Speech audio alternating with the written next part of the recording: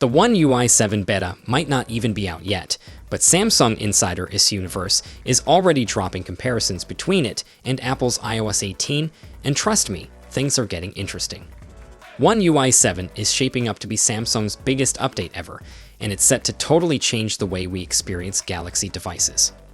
iOS has always been known for its flawless, streamlined user experience, mainly because Apple controls both the hardware and the software. But Samsung? Well, they rely on Google's Android and Qualcomm's chipsets, which means they're putting in a lot of effort to make everything work seamlessly. Let's break down what we know so far and see how it stacks up. First up, we've got the Now Bar, and let me tell you, this little feature is a game changer. Think of it like a tiny pill that packs a big punch. The Now Bar lets you interact with live activities without taking up a bunch of space on your screen, which is pretty awesome. Plus, you can expand and collapse it depending on what you need, so it's super flexible. In comparison, iOS 18 kind of takes over a big chunk of the lock screen to show widget cards, which can feel a bit too much.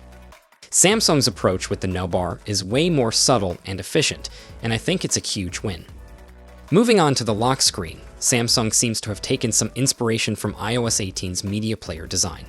It's super similar, but with a few tweaks to make it feel unique to One UI 7.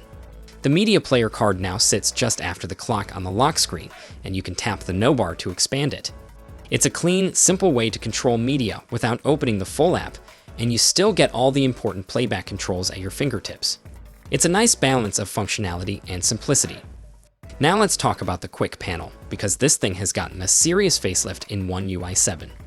Samsung's Blur engine is looking slick, giving the whole panel a super elegant vibe.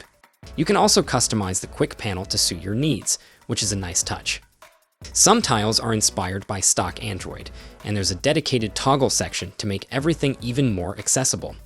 When you compare it to iOS 18's Quick Panel, Apple's version definitely has a more vibrant, dynamic look.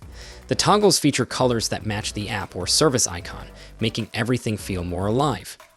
Both systems have their strengths, but One UI 7 wins in the flexibility department, while iOS 18 goes for that bright, eye-catching color scheme.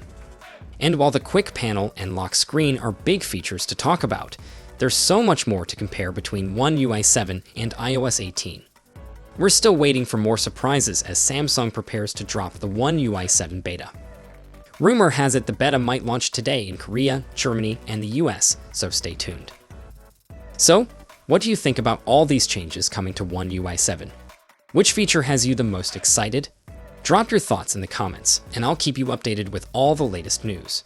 See you in the next one, and until then, take care.